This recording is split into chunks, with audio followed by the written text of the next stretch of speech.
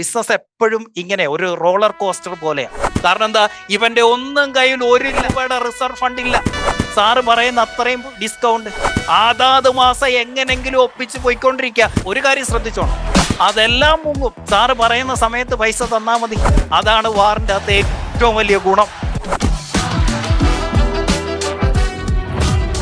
മംഗലാപുരം എയർപോർട്ടിൽ നമ്മൾ കണ്ടിരുന്നു, ഒരു എയർ ഇന്ത്യയുടെ ഫ്ലൈറ്റ് വന്നിട്ട് ലാൻഡ് ചെയ്തിട്ട് സ്ലിപ്പായി താഴെ വീണ് പൊട്ടിത്തെറിച്ച് ഒരുപാട് മലയാളികൾ ഉൾപ്പെടെ മരിച്ചത് നമ്മൾ കണ്ടായിരുന്നു. എന്താ സംഭവിച്ചത്?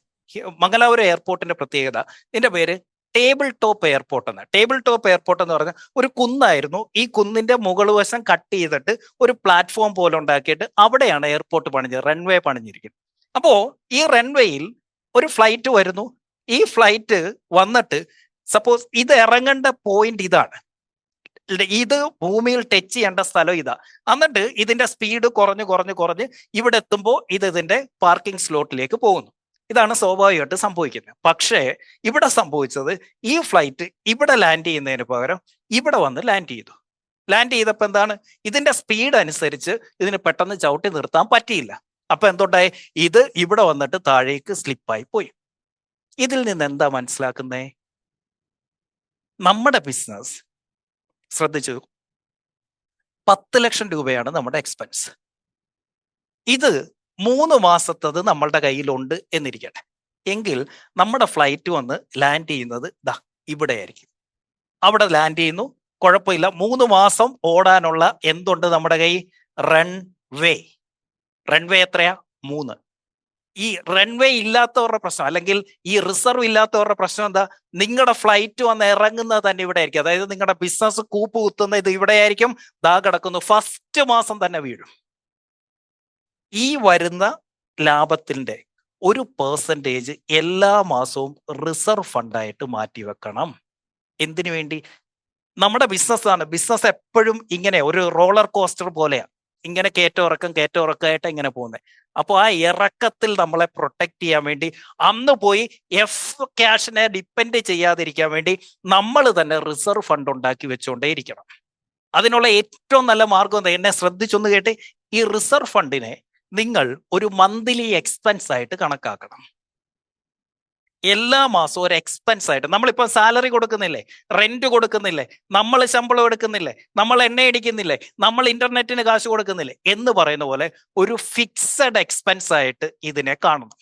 എന്നിട്ട് എല്ലാ മാസവും അക്കൗണ്ടന്റിനോട് പറയണം, സാലറി ദിവസം ഈ അക്കൗണ്ടിലേക്കും പൈസ മാറ്റിയേക്കാൻ പറയണം. ഇതൊരു സെപ്പറേറ്റ് അക്കൗണ്ട് ആയിരിക്കണം. ഈ അക്കൗണ്ടിന്റെ പ്രത്യേകത, ഇതിന് ഓൺലൈൻ ട്രാൻസ്ഫർ ഉണ്ടാവരുത്, ഇതിന് ഡെബിറ്റ് കാർഡ് ഉണ്ടാവരുത്, ഇതിന് നമുക്ക് കാശ് ഓൺലൈനായിട്ട് എടുക്കാൻ പറ്റരുത്. കാരണം എന്താ, നമ്മൾ അറിയാതെ പർച്ചേസിന് മുമ്പ് ഈ കാശ് വലിക്കും. ഇത് എടുക്കാൻ പറ്റരുത്. ഈ FDയുടെ പ്രത്യേകത എന്താണെന്നറിയോ? ഓൺലൈനിൽ പൊട്ടിക്കാൻ പറ്റത്തില്ല, അവിടെ നേരിട്ട് ചെല്ലണം. ദുബൈയിൽ താമസിക്കുന്ന ഞാനും മായയും നേരിട്ട് ബാങ്കിൽ ചെന്നെങ്കിലേ ഈ റിസർവ് ഫണ്ടേ തൊടാൻ പറ്റൂ. അതിന്റെ പേരാണ് പേപ്പർ അക്കൗണ്ട്. ആ പേപ്പർ അക്കൗണ്ട് ആയിട്ട് കീപ്പ് ചെയ്തിരിക്കുക. എന്തിനു വേണ്ടിയാ?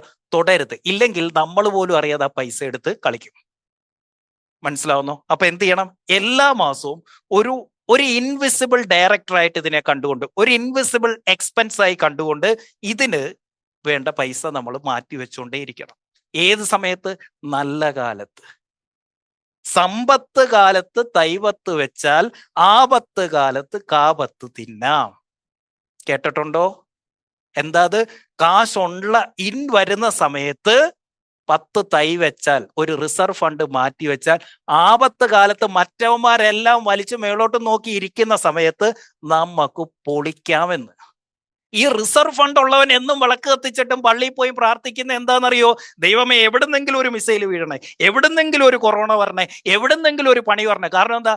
ആവശ്യമില്ലാത്തവനെല്ലാം പോകും, എല്ലാം ഇങ്ങോട്ടിഞ്ഞ് വരും. അപ്പൊ ഈ റിസർവ് ഫണ്ട് ഉള്ളത് ഭയങ്കര പവറാണ്. നമുക്ക് ഭയങ്കര ധൈര്യമാണ്. കാരണം എന്താ? എന്നിട്ട് അവിടുത്തെ ഗുണം എന്താണെന്നറിയോ?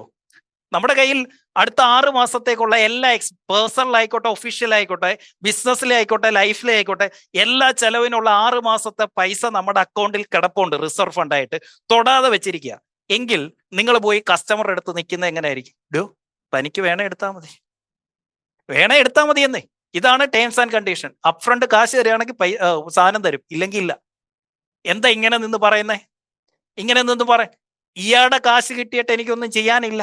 ഇല്ലെങ്കിലോ ഇവന്റെ കാശ് കിട്ടിയിട്ട് വേണം നാളെ ഓ ക്യാഷിൽ എക്സ്പെൻസ്, ഓ ക്യാഷ് ഔട്ട്, സാലറി കൊടുക്കേണ്ടത്, റെന്റ് കൊടുക്കേണ്ടത്, ടെലിഫോൺ ബില്ല് അടയ്ക്കേണ്ടത്, EMI അടയ്ക്കേണ്ടത്. ഇവന്റെ കാശ് കിട്ടിയാലേ പറ്റത്തുള്ളെങ്കിൽ എന്ന്. സാറേ ഉള്ളത് മതി സാറേ.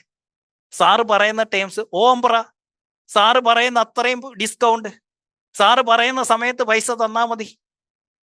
ആരങ്ങനെ പോയി നട്ടല് വളച്ച് നിൽക്കുന്നേ? ഇതില്ലാത്തവൻ. ഇതുള്ളവനോ നല്ല കസ്റ്റമർ മാത്രം മതിയെന്നേ, എനിക്ക് പ്രീമിയം കസ്റ്റമർ മതിയെന്നേ, എന്റെ ടേംസ് ആൻഡ് കണ്ടീഷനിൽ സാധനം എടുക്കാൻ പറ്റുന്നോ മാത്രം മേടിച്ചാൽ മതിയെന്നേ എന്ന് പറയും. കാരണം എന്താ? അവന്റെ കയ്യിൽ റിസർവ് പൈസ ഇരിപ്പുണ്ട്. സോ ഇന്നു മുതൽ നിങ്ങളുടെ ഇപ്പോഴത്തെ പ്രശ്നം നിങ്ങൾക്ക് ഈ റിസർവ് ഫണ്ട് ഇല്ല എന്നുള്ളതാണ്. ഇന്നു മുതൽ തുടങ്ങിക്കോണം, ഈ നിമിഷം തുടങ്ങിക്കോണം, ഈ ആഴ്ച തുടങ്ങിക്കോണം. ഇതൊരു ഹാബിറ്റാണ്. എല്ലാ ആഴ്ചയിലും നമ്മളുടെ റവന്യൂന്റെ ഒരു 5%, 10% റവന്യൂന്റെ, ലാഭത്തിന്റെ അല്ല, എന്തിന് ഓപ്പർച്യൂണിറ്റി ഇങ്ങനെ വരുമ്പോ നമ്മൾ ഒന്നും നോക്കണ്ട, നമ്മുടെ കയ്യിൽ പൈസ ഇരിപ്പുണ്ട്, എവിടുന്ന് കിട്ടുമെന്ന് ചിന്തിക്കേണ്ട കാര്യമില്ല. ഇല്ലെങ്കിൽ നിങ്ങൾ എന്ത് വേണ്ടി വരും? നേരെ പോയി എഫ് ക്യാഷിനെ ഡിപ്പെൻഡ് ചെയ്യും. എഫ് ക്യാഷിന്റെ പ്രശ്നം എന്താ? അടുത്ത മാസത്തെ ഓ ക്യാഷ് ഔട്ടാണ്. എഫ് ക്യാഷ് അടുത്ത മാസത്തെ ഓ ക്യാഷ് ഔട്ടാണെന്ന്. അപ്പൊ എന്തായി? ഓ ക്യാഷ് നെഗറ്റീവ് ആകും. O cash, I cash, F cash. ഇനി ഐ ക്യാഷിന്റെ അകത്ത് വരുന്നത്, ഇപ്പൊ നമ്മൾ പറഞ്ഞത് 20,000 രൂപ ഓണർ എടുത്തു, ഇതൊരു 30,000 രൂപ റിസർവിലേക്ക് വെച്ചു, ഇനിയുണ്ട് 50,000. അതാണ് നിങ്ങളുടെ ബിസിനസിന്റെ ഗ്രോത്തിന് വേണ്ടിയിട്ടോ എക്സ്പാൻഷന് വേണ്ടിയിട്ടോ നിങ്ങൾക്ക് ഡിസ്കൗണ്ടിൽ കുറച്ച് സ്റ്റോക്ക് കിട്ടി, പ്രൊഡക്റ്റ് കിട്ടി, അത് നിങ്ങൾ എടുത്തിട്ട് നിങ്ങളുടെ സ്റ്റോക്കിലേക്ക് മാറ്റുന്നതോ ഒക്കെ നിങ്ങൾക്ക് ഈ പറഞ്ഞ ഗ്രോത്ത് ഫണ്ടായിട്ട് മാറ്റാം. ബിസിനസിന്റെ ഗ്രോത്തിന് വേണ്ടി ബാക്കി 50% 20% ഓണർക്ക്, 30% റിസർവ്. 1,00,000 രൂപ ലാഭം കിട്ടിയപ്പോ 20,000 രൂപ ഓണർക്ക് കൊടുത്തു. അതെന്താണ്? F cash out. 30,000 രൂപ റിസർവ് ഫണ്ടായിട്ട് മാറ്റി. അതെന്താണ്? I cash. 50,000 രൂപ ബിസിനസിന്റെ വളർച്ചയ്ക്ക്, അത് സ്റ്റാഫിനെ കൂടുതൽ എടുക്കാനാകാം, ഒരു സിസ്റ്റം മേടിക്കാനാകാം, ഒരു മെഷീനറി മേടിക്കാനാകാം, അതൊരു വണ്ടി എടുക്കാൻ വേണ്ടിയാകാം, അല്ലെങ്കിൽ അതൊരു എന്തെങ്കിലും ഒരു റവന്യൂ കൊണ്ടുവരുന്ന കാര്യത്തിന് വേണ്ടിയിട്ടാകാം, ഒരു സിസ്റ്റം ഡെവലപ്പ് ചെയ്യാൻ വേണ്ടിയാകാം, അല്ലെങ്കിൽ ഒരു ട്രെയിനിങ് പ്രോഗ്രാമിൽ അറ്റൻഡ് ചെയ്യാൻ വേണ്ടിയിട്ടാകാം, നിങ്ങളൊരു കോഴ്സിൽ ജോയിൻ ചെയ്യാൻ വേണ്ടിയിട്ടാകാം. അതാണ് ഐ ക്യാഷ്. ഓ ക്യാഷ് എന്താണ്? ബിസിനസിന്റെ ബേസിക് ഓപ്പറേഷനിൽ നിന്ന് വരുന്നതും പോകുന്നതും. അത് പോസിറ്റീവ് ആക്കുക എന്നുള്ളതാണ് നമ്പർ 1 പരിപാടി. അതാണ് മേക്കിംഗ് മണിയിൽ വരുന്നത്. അങ്ങനെ ഉണ്ടാക്കുന്ന കാശ് എന്ത് ചെയ്യണം എന്നുള്ളതാണ് ഐ ക്യാഷിൽ പഠിക്കുന്നത്. ഐ ക്യാഷിൽ എന്താണ്? 30% റിസർവ് ഫണ്ടായിട്ട് മാറ്റിക്കോണം, 50% ഗ്രോത്തിന് എടുത്തോണം, 20% മസ്റ്റ് ആയിട്ട് പ്രോഫിറ്റ് ആയിട്ട് പുറത്ത് കൊണ്ടുപോയി നിങ്ങൾ അസറ്റ് മേടിച്ചോണം. ഇതുണ്ടെങ്കിലുള്ള ഗുണം എന്താ? എഫ് ക്യാഷിനെ ഡിപ്പെൻഡ് ചെയ്യേണ്ടി വരത്തില്ല. എഫ് ക്യാഷ് വന്നാലുള്ള കുഴപ്പം എന്താ? എഫ് ക്യാഷ് എടുത്ത് നമ്മൾ ഓപ്പറേഷൻസിലേക്ക് ഇടും. ഓപ്പറേഷൻസിൽ നമ്മൾ ഇത് അറിയാതെ നമ്മുടെ കടം കൂട്ടിക്കൊണ്ടേയിരിക്കും.